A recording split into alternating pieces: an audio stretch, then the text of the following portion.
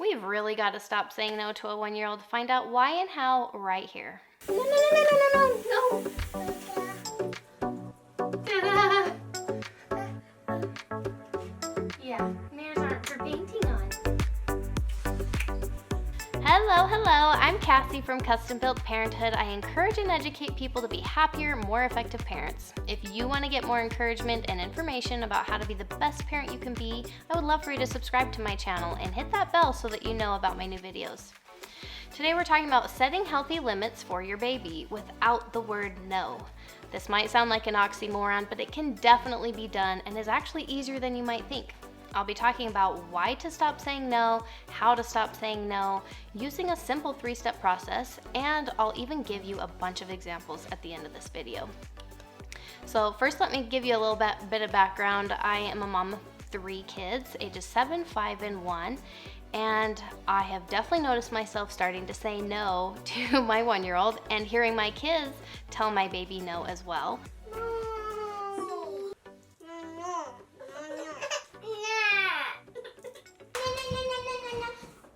So first, I want to talk about why to stop saying no. Most parents have the tendency to overuse the word no. After all, once your baby's mobile, they start getting into everything.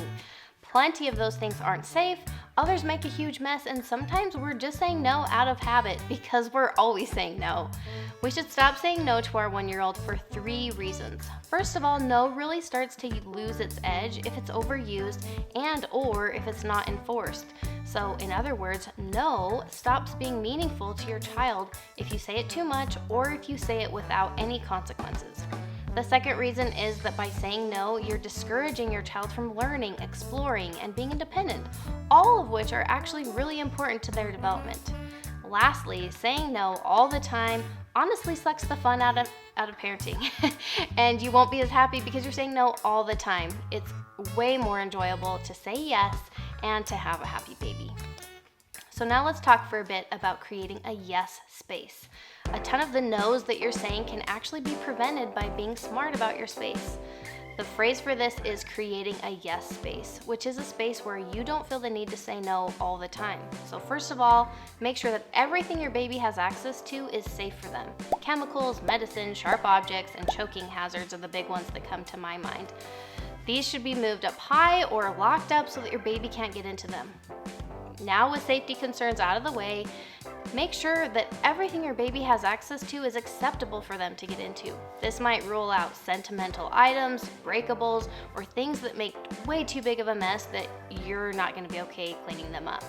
A baby's favorite game is often emptying cabinets, drawers, shelves, and so move or lock up anything that you're not okay with them getting into. Now is a great time to let go of some control and be okay with a certain level of mess. That just comes with the territory of having kids.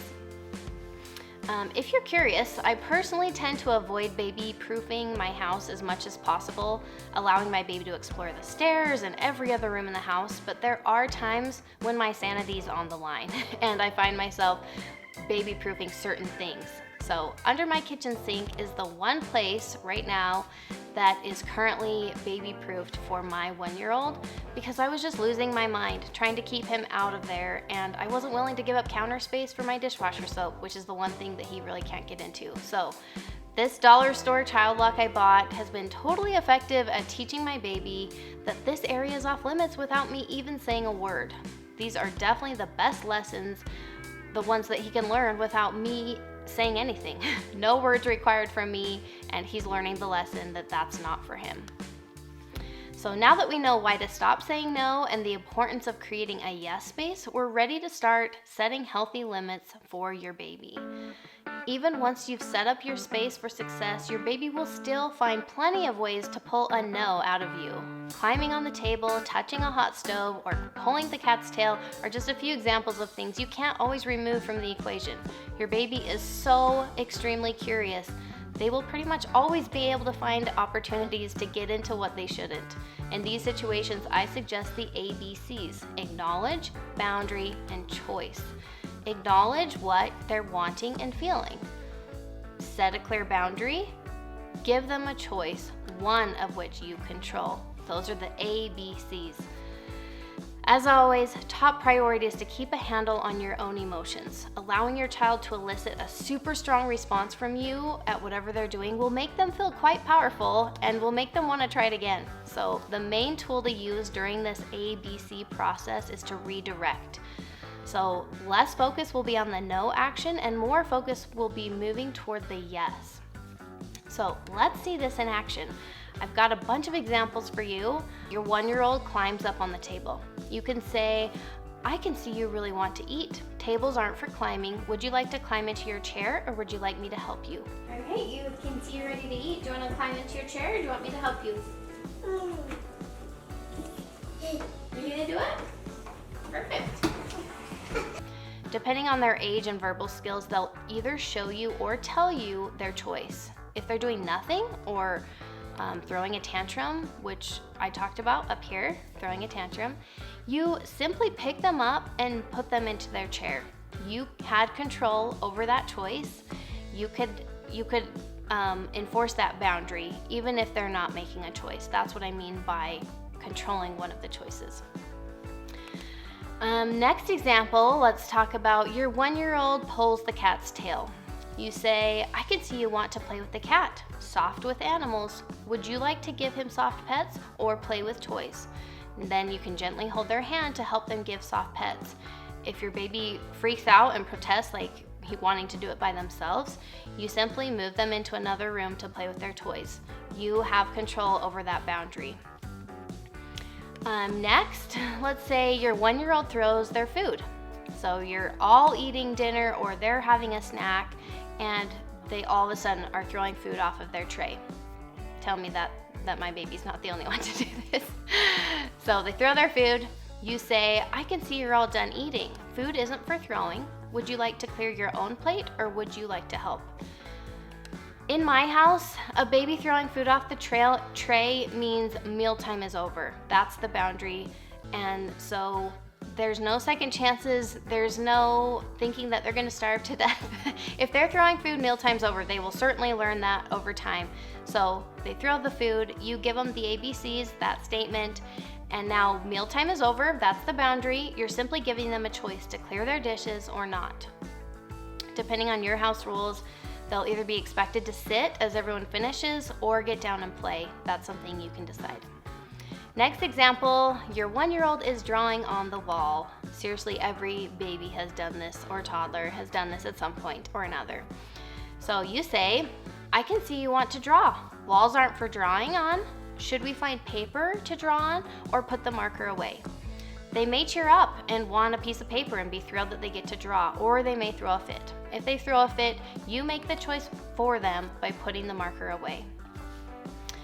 Another example, as I say the statement, I'm gonna try to point out the A, B, C to help you really see the 3 steps: acknowledge, boundary, and choice. That's what all of these have in common. There's always you acknowledging your child, there's always setting that clear boundary, and then there's always giving them that choice. So the example would be, let's say your 1-year-old picks up some sharp scissors. You say, I see you found some scissors. That's acknowledge. The boundary is, those aren't for babies. Your sister must have forgotten to put those away. That's what follows up that boundary, because there's never a time that they should be on the ground. And it's kind of validating that it's not your baby's fault. Like, someone forgot to put those away. Everyone knows those aren't safe for babies. So you say, I see you found some scissors. Those aren't for babies. Would you like to give those to your sister or should I? That's the choice. Your baby may be happy to walk with you and give them to his sister, or they might get upset or start running away. You gonna put it back? And that's your signal that you need to make the choice for them to put them back. Or give them back to whoever they are. And they've lost their chance. We're not discussing any further. We're just giving them the ABCs and following through with that boundary. So now that you've seen it in action, are you wondering if all of this is just going too easy on your baby? You might be rolling your eyes and really just worried that your baby isn't learning anything. You might think that unless you're yelling or giving them a lecture, they're not going to understand that rules are a big deal. Or you might feel like there's not enough justice being served with a bad choice that's being made. Seriously, I have felt all these, so trust me, I totally get it. I've realized though that babies aren't at fault. They're just a baby, and they're not at fault for doing what they were born to do. They were hardwired to learn how their environment works. So anything they get into that they shouldn't is 100% on us. I really do feel that way. It's all on us to set up the space so that they can explore and get into everything, and it's not going to be a problem. So as a baby starts claiming more of their independence, we might start feeling the need to show them who's boss, teach them who's in control, show them who makes the rules. But if this doesn't ring a bell, it's called a power struggle, which is when both the parent and the child are super determined to get their way. Spoiler alert, it doesn't end well for either side, and this conflict will only get more intense the older your child gets. Your goal as your baby is starting down this road of independence should be to create a yes space and find win-win solutions. It shouldn't be about controlling your baby or showing them who's boss. Seriously, just trust me, this is not the approach you want. It should be about everyone working together for a happy and functional home life. A quick side note, if you've done everything you can to create a yes space, set clear boundaries, and you've stopped saying no, yet your child keeps getting back into those no choices, you might try building in some extra quality time throughout the day with your child. It's possible that they're craving more attention from you, and as we know, negative attention is better than no attention to your child. So give them extra love and attention, especially when they're making good choices. So stop saying no to your 1-year-old. Force yourself to realize that you want your child to explore, you want them to make their own choices, and you want them to be independent. It's best for them, and it really is best for you too. If you enjoyed this video, give it a thumbs up. It really helps my channel reach more people just like you, and we'll see you next time.